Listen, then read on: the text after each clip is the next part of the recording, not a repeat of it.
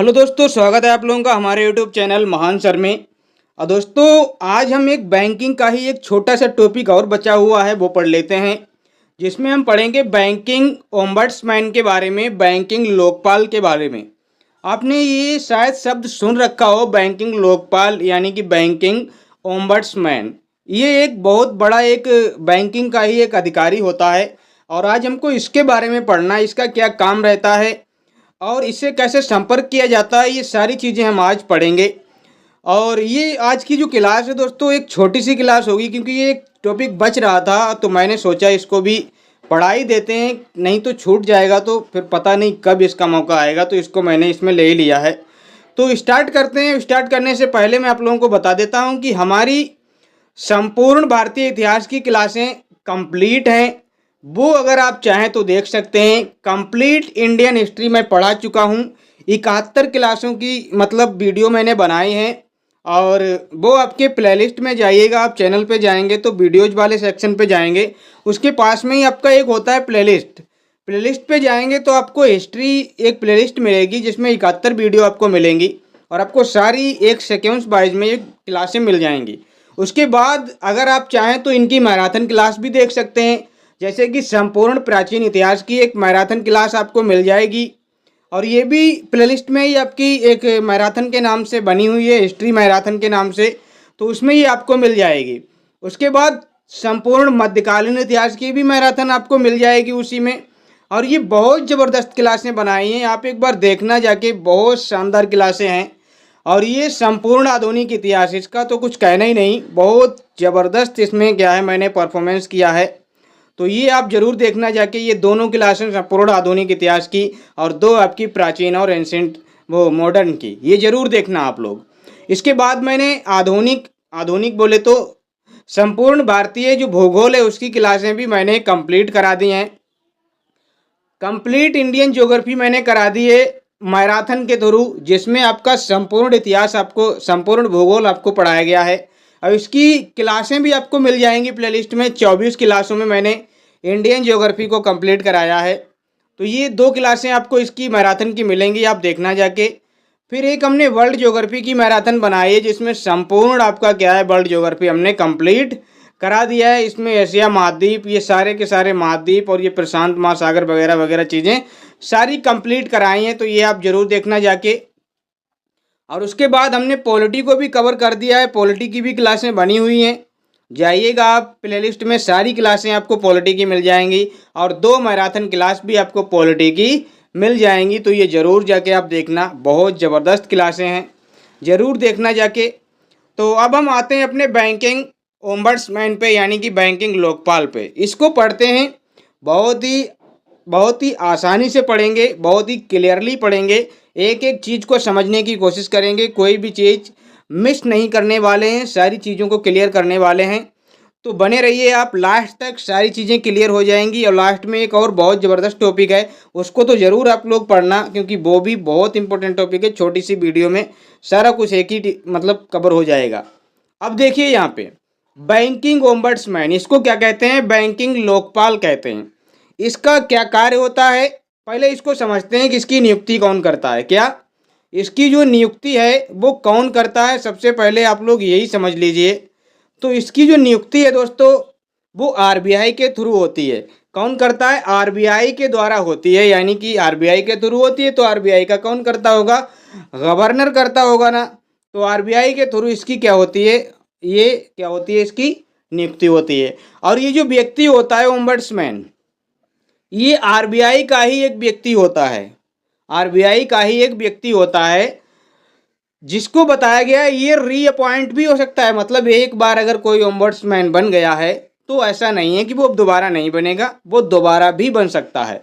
अगर उसने अच्छा परफॉर्मेंस किया, अच्छा उसका क्या है वो रहा, तो वो अगली बार भी ओम्बड्समैन के पद पे नियुक्त हो सकता है, अपॉइंटमेंट हो सकता है। तो इसकी अपॉइंटमेंट किसके हाथ में होती है? आरबीआई के पास होती है। और ये कब आया ये पद, ये बैंकिंग लोकपाल का जो पद है ये कब इंट्रोड्यूस किया गया, मतलब कब इसको क्या है एक्शन में लाया गया? तो ये 1995 में इसको एक्शन में लाया गया था। और इसका क्या सर 1995 में ये लाया गया था, तो क्या इससे पहले इसका कोई जिक्र नहीं था? क्या जब हमारा आरबीआई एक्ट बना था तब इसके बारे में कोई जानकारी नहीं थी? नहीं, बिल्कुल थी। आरबीआई एक्ट में तो इसकी जानकारी नहीं मिलती है, लेकिन इसकी जो जानकारी मिलती है, जो बैंकिंग रेगुलेशन एक्ट है आपका 1949, क्या है, बैंकिंग रेगुलेशन जो एक्ट है 1949, उसकी धारा है आपकी एक 35A, उसमें इसका क्या है जिक्र मिलता है दोस्तों। 35A उसकी क्या है, एक धारा है। जैसे कि ये 1949 का एक एक्ट है, उसकी अलग अलग धाराएं हैं, तो उसमें एक धारा नंबर है 35A करके है, तो उसमें इसका जिक्र मिलता है। बैंकिंग ओम्बड्समैन को लेके उसमें क्या है बात की गई है, उसका पूरा डिटेल वहाँ पे दिया गया है। तो ये 1995 में नहीं, बल्कि इससे पहले से ही ये क्या था, लेकिन ये एक्शन में कब लाया गया, 1995 में लाया गया। और इसका मैंने ये तो बता ही दिया है, नियुक्ति आपका आरबीआई करता है और ये आरबीआई का ही व्यक्ति होता है। अब देखिए बैंकिंग लोकपाल का कार्य क्या होता है, पहले तो हम सिंपल वे में समझते हैं। देखिए बैंकिंग लोकपाल का सीधा सीधा कार्य क्या है, जैसे कि आप बैंक जाते हो और बैंक से आप पैसा निकालते हो, पैसा जमा करते हो, कभी एटीएम से पैसा निकाला, कभी फ़ोन पे किया, कभी क्यूआर स्कैन करके किया, बहुत सारे आपके क्या हैं, डिफरेंट डिफरेंट आपके पास तरीके हैं पैसे को पे करने के और पैसे को एक्सेप्ट करने के। लेकिन आपने देखा होगा कभी कभी क्या होता है, इनमें क्या होता है, कभी टेक्निकल इशू की वजह से हमारा पेमेंट फंस जाता है, हमारे पैसे कट जाते हैं। ये बहुत सारी ऐसी सुविधाएं, मतलब ऐसी सुविधाएं बोलता हूँ, ऐसी बहुत टेक्निकल आपकी क्या है समस्याएं आती रहती हैं। अब कभी कभी तो ऐसा होता है, ये आपकी क्या होती हैं, ऑटोमेटिकली आपकी सॉल्व हो जाती हैं।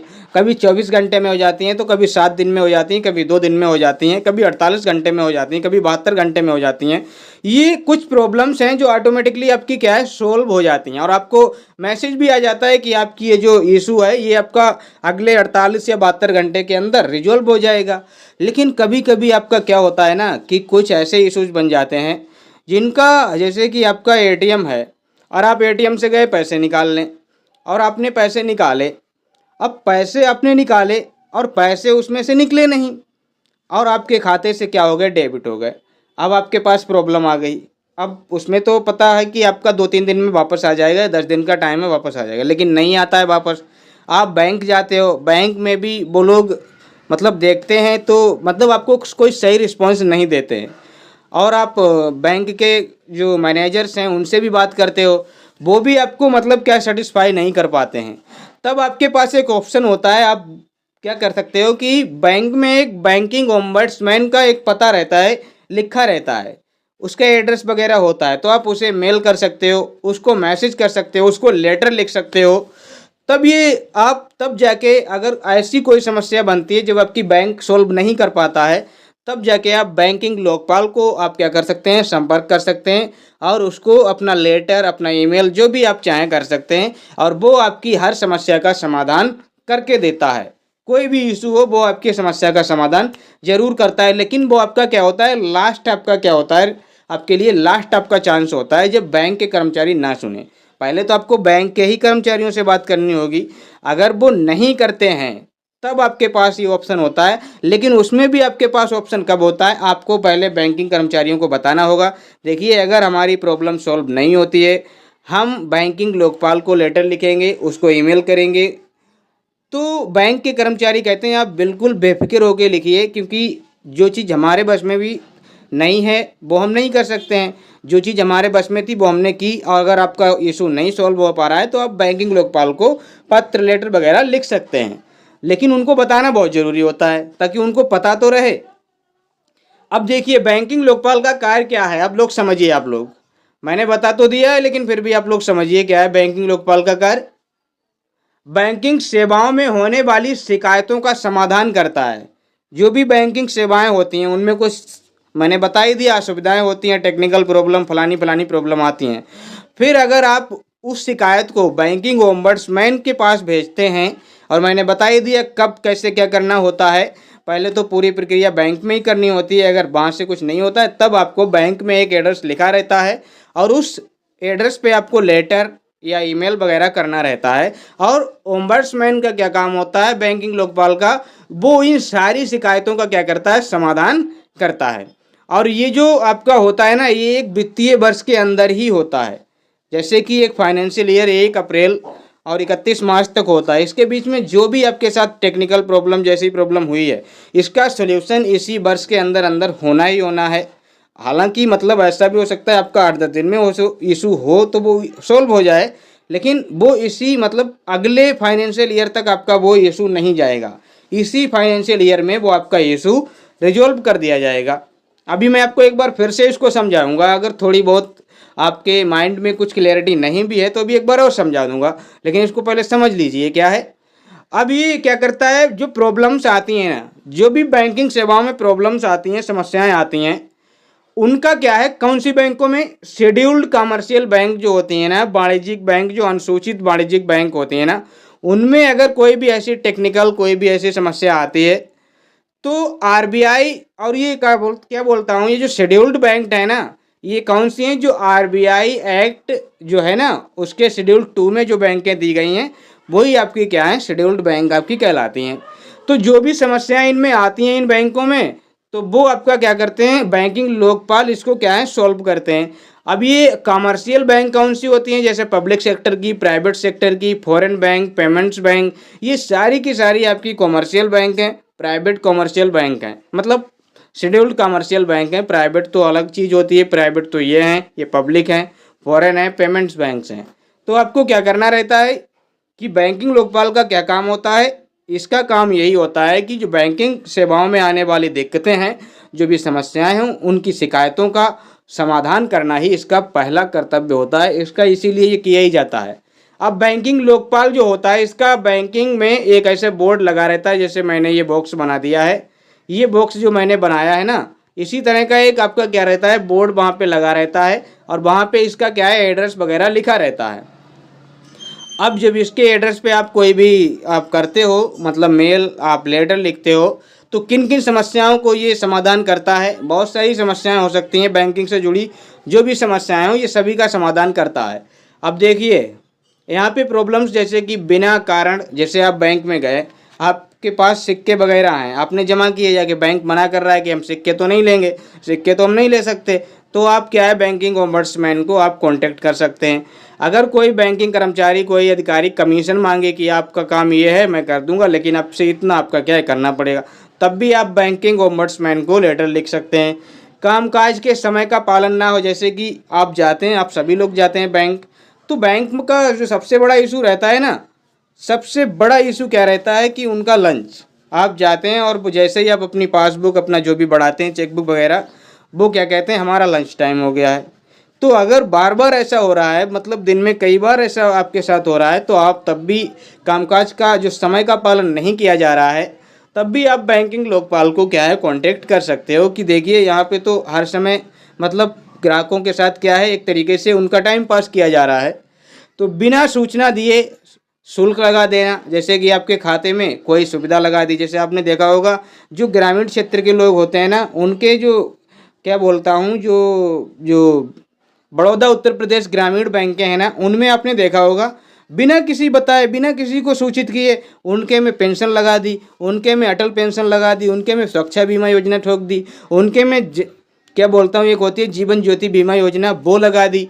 तो ये बिना बताए लगा देते हैं। तो अगर ऐसा आपके साथ होता है ना, बिना कोई सूचना दिए आपको कोई शुल्क लगा दे, एटीएम चार्ज, मैसेज चार्ज, ये कुछ भी बिना कोई शुल्क आपसे ऐसा करता है ना, तब भी आप बैंकिंग लोकपाल को क्या कर सकते हैं, लेटर लिख सकते हैं। कोई चेक वगैरह है, डिमांड ड्राफ्ट है, अगर आपने इशू कराई है, महीनों हो गए एटीएम के लिए आपने अप्लाई किया था, 2 साल हो गए आपका एटीएम ही नहीं आ रहा है, तो आप क्या कर सकते हो, बैंकिंग लोकपाल को क्या है लेटर लिख सकते हो। ऐसे मतलब बैंकिंग से जुड़ी जो भी टेक्निकल या आपकी गैर टेक्निकल समस्या हो, आप उसके लिए बैंकिंग लोकपाल के पास शिकायत कर सकते हैं। अगर सीधे वे में मैं कहूँ तो ये अब, लेकिन इससे पहले क्या है, ये सारी समस्याएं तो होंगी, लेकिन इससे पहले आपको क्या है, पहले बैंक कर्मचारियों को आपको सूचित करना पड़ेगा। उनको एक बार सूचित कर दो, देखो ऐसा ऐसा है, मैं पहले एटीएम करा गया था इशू, करीब 2-3 महीने हो गए, अभी तक आया ही नहीं, आप देखिए, और वो भी आपको सही से रिस्पॉन्स नहीं दे पा रहे हैं, तब जाके आप ये कह सकते हो, तब आपको है कंप्लेंट करने का आपके पास ऑप्शन होता है। तब आप कंप्लेंट करेंगे, किसके पास, बैंकिंग ओम्बड्समैन के पास आप कंप्लेंट करेंगे। और ये जो आपकी प्रक्रिया है बैंकिंग ओम्बड्समैन, ये जो एक तरीके से मैं बोल सकता हूँ एक स्कीम ही समझ लीजिए आप अपने लिए, तो ये क्यों है? ताकि जो बैंकिंग सेवाएं हैं ना वो दुरुस्त हो सकें, उनमें कोई भी आपका क्या है, कोई भी समस्या ना आए। हालांकि समस्या तो आएगी, लेकिन उनको दुरुस्त किया जा सके। कहीं ना कहीं तो एक व्यक्ति होना चाहिए जो सबकी सुन रहा हो, तो ऐसा होना चाहिए। समग्र रूप से लागू करने के लिए इसको क्या किया गया, वन नेशन वन ओम्बड्समैन किया गया। पहले इसका क्या था, इसमें बहुत सारे ओम्बड्समैन होते थे, शायद 22-23 ओम्बड्समैन होते थे।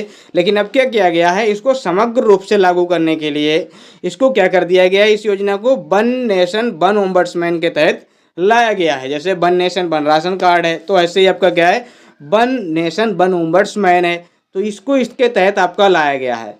अब अगर आप लोगों को अभी तक इसमें कुछ भी समझ में नहीं आया है तो आप लोग अभी कमेंट करिए कि कुछ भी समझ में नहीं आया है, लेकिन मेरे ख्याल से आपको समझ में आ गया होगा। अगर फिर भी नहीं आया है तो मैं एक बार आपको फिर से शॉर्ट में बता देता हूँ। जैसे कि आप बैंक जाते हो और बैंक में आपने क्या किया, बैंक जाते हुए आपने क्या किया, एटीएम से पैसे निकाले। अब आपने क्या किया, पैसे आपने निकाले। अब आपने पैसे निकाले, पैसे निकले, आपके चले आए आप। अब हुआ क्या, आप करीब 7-8 महीनों बाद बैंक जाते हैं, आपके खाते में क्या है, मान लिया कि 10,000 रुपये हैं इस टाइम पे मौजूद। आप गए बैंक के पास और आपके बैलेंस में भी शो हो रहा है कि आपके खाते में 10,000 रुपये हैं।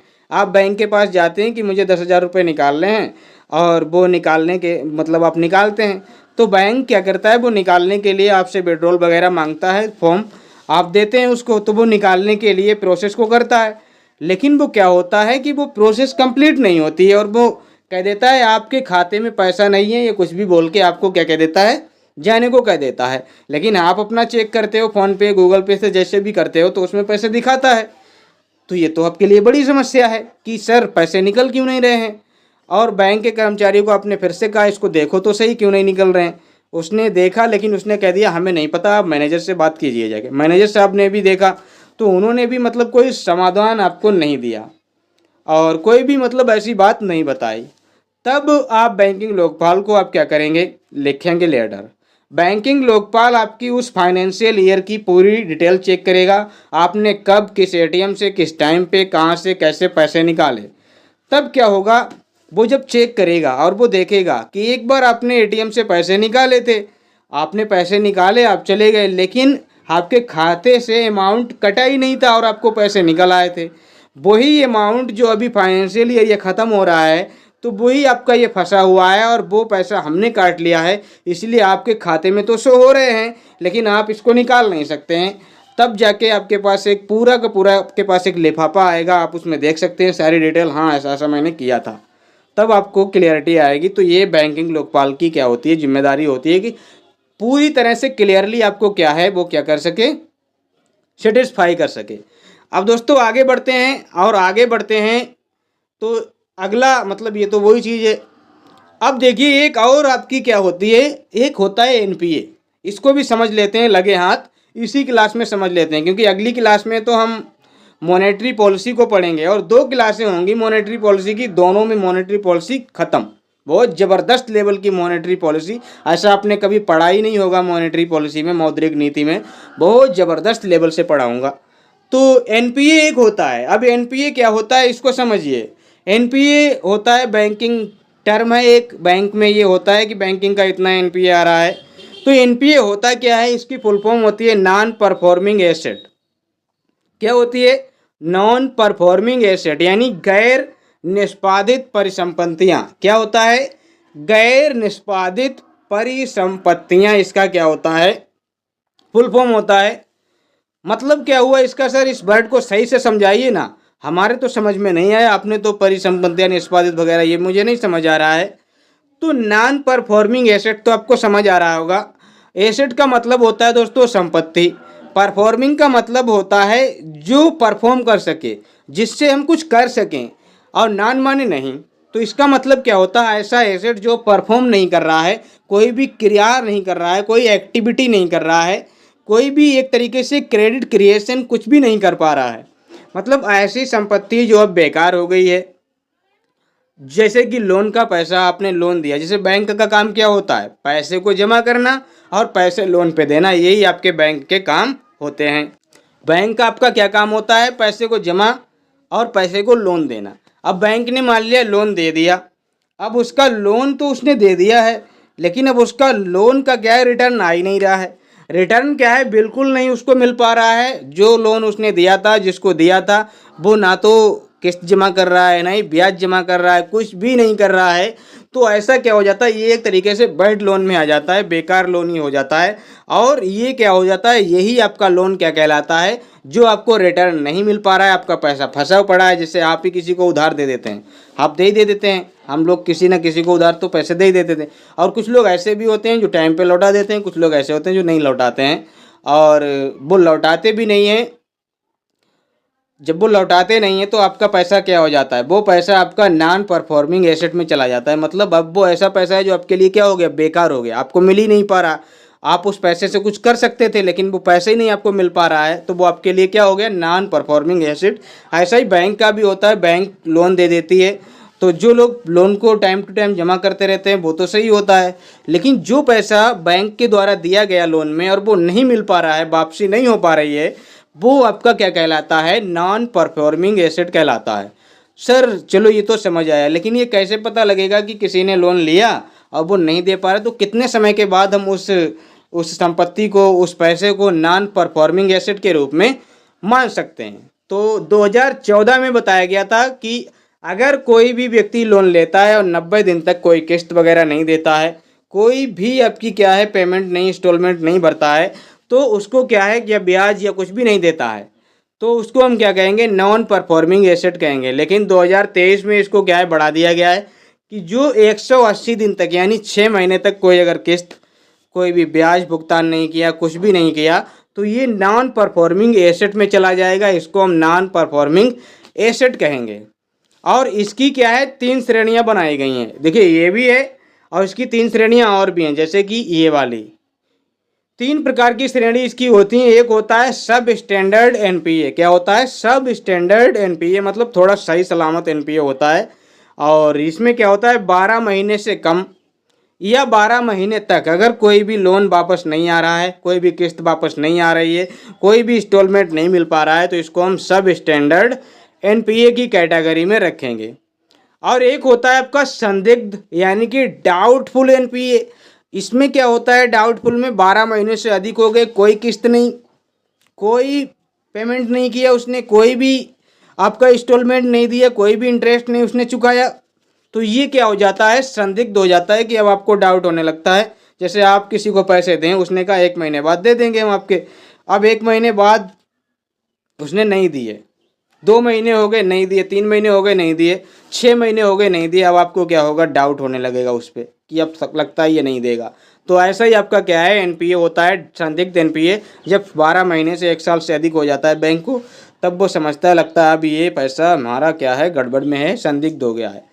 अब एक होता है हानि वाला एनपीए, हानि वाला एनपीए, जैसे कि लॉस एनपीए, मतलब पैसा मिलने की कोई उम्मीद ही नहीं है। जैसे कि लॉस्ट है, जैसे कोई आपकी चीज़ खो जाए ना, तो फिर वो आपकी क्या है, मिलने की कोई उम्मीद नहीं रहती है, तो वापसी की कोई आशा नहीं रहती है, उसको हम लॉस्ट एसेट कहते हैं, लॉस्ट एनपीए कहते हैं, लॉस एनपीए कहते हैं।